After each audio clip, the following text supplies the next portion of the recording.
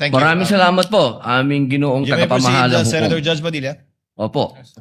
Kasi po, katulad po ng sinabi ng aming Senator Judge 10,000 hours, Pampilo Lacson, napakaliwanag po ng sinabi niya.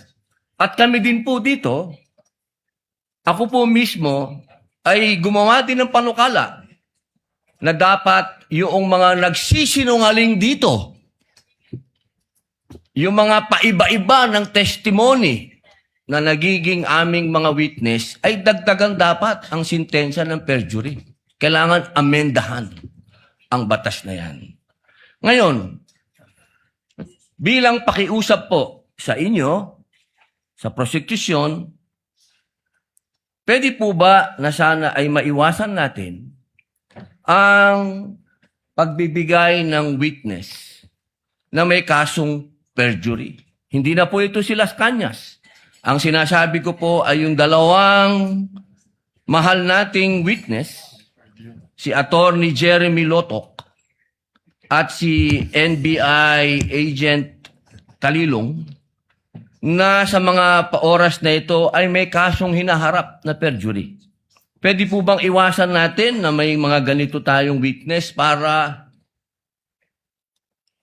ang nasasakdal po kasi dito ay ibinoto ng 32 million na tao. Sana po, aming mga mahal na kaibigan sa prosecution, ay isipin nating mabuti bago po tayo magbigay ng mga witness na may perjury na kaso o nagkaroon po kami ng dahilan na gumawa ng amenda na itong perjury ay amendahan.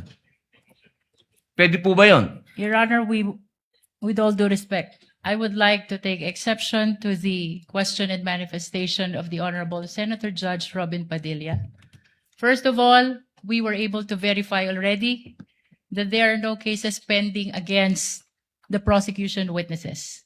In addition, Your Honor, and only to respond to the concern of the Honorable Senator Judge Padilla, ang conviction po ay hindi ground for disqualification unless it is final and unless it is punishable by more than 1 year and that the crime constitutes moral turpitude.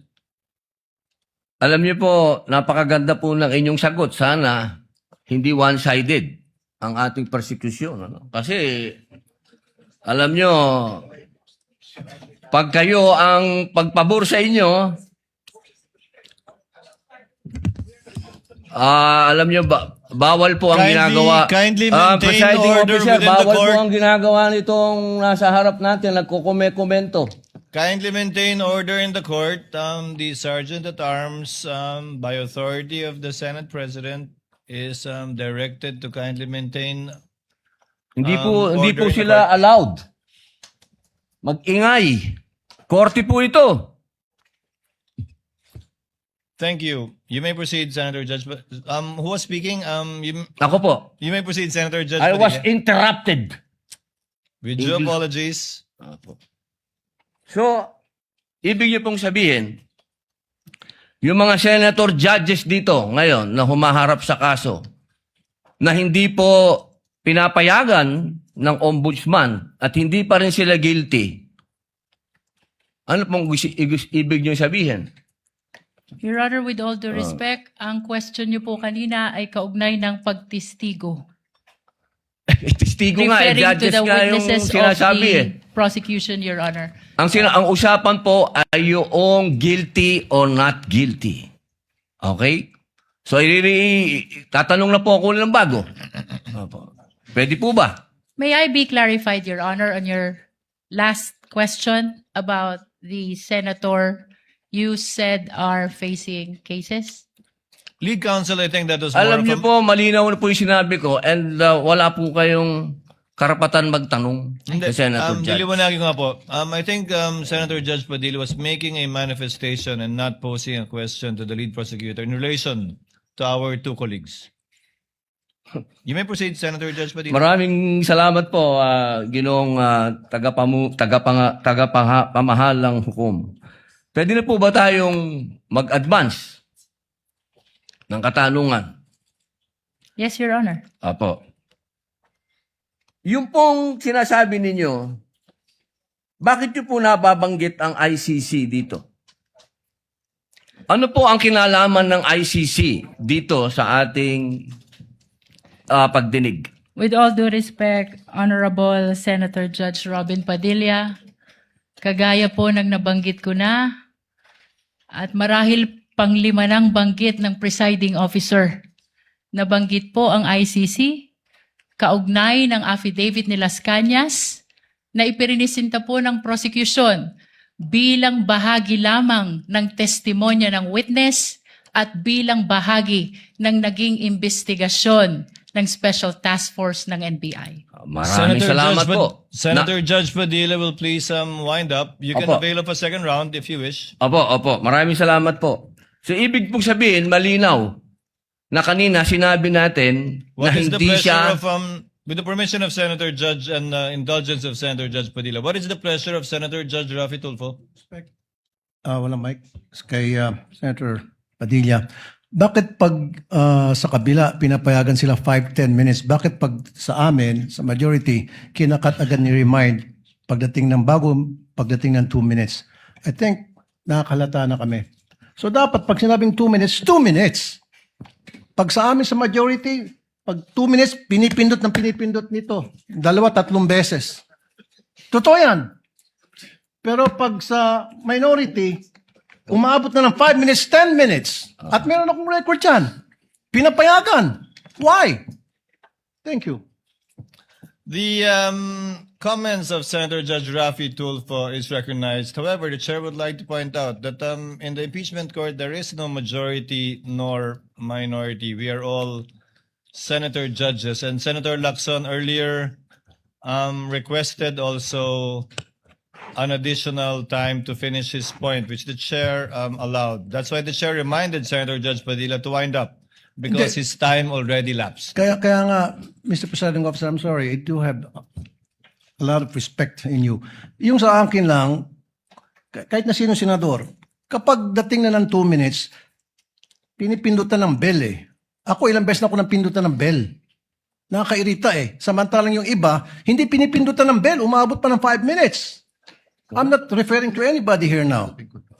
Yun lang yun eh. Kaya nga kuminsan, binubulungan ko na nandiyan eh. Oy, pindutin mo na yung bell. Para naman makapagsalita yung iba. Yun lang po. Wala na akong tinutukoy dito. Dapat maging fair tayo. Yung sa nagpipindot ng bell. Pag sinabing 2 minutes regardless kahit na sinong senador yan. Thank you. The clerk of court is instructed to kindly relate to the bell ringer to kindly be consistent in doing the polite reminder to the senator judges with respect to the time allotted. Sir Presiding Senator Officer. Judge Yes. Cayetano Alan. No, I take the comments of Senator Tulfo in order. I respect your opinion, but just to put on record, as you said, Senator Lacson a while ago asked for more time, binigay. Walang bell yon. Yesterday, 2 bell sa akin. 2 o 3? Dalawa lang ang bilang ko. 2 lang bilang mo. And maybe the solution is that after the first, isang bell na lang, pero kasi from the start of the impeachment trial, we asked the presiding officer at sabi mo nga, liberality, because then if we can't ask questions, baka magkaroon ng motion or mas lalong tatagal. Maybe you've been doing it naman, but yun nga, yung just ask to wrap up. But konting, we all want to get back to work. There's so much that we want to do. At least, wala ngang majority-minority, but at least wala ngang threat ng kaso sa majority eh. Kami magsalita dito, parang may sword sa aming nakatutok. So, konting pagbibigay din sa amin ng konting liberality din sa pagtatanong. Yes. But in accordance with the rules, tama naman po yung sinabi ni Senator Tulfo. The presiding officer shall take in advisement the points raised by Senator Judge Rafi Tulfo as well as the point raised by Senator Judge Allen. And in that spirit, kindly wind up, Senator Opo. Judge Padilla. Ginoong tagapamahalang hukom, nais ko lamang pong sagutin ang ating kaibigan na si Senator Rafi Tulfo. Sandali lang po. Kaibigan, mas mahaba kasi yung sagot ng ating prosecution. Ako po ay nagtatanong lamang ng oo ba o hindi. Opo. Pasensya na po. Opo. Kindly wind up, Senator Judge Padilla, but you're gonna Opo. bail of the Maraming second round salamat if there's po. one.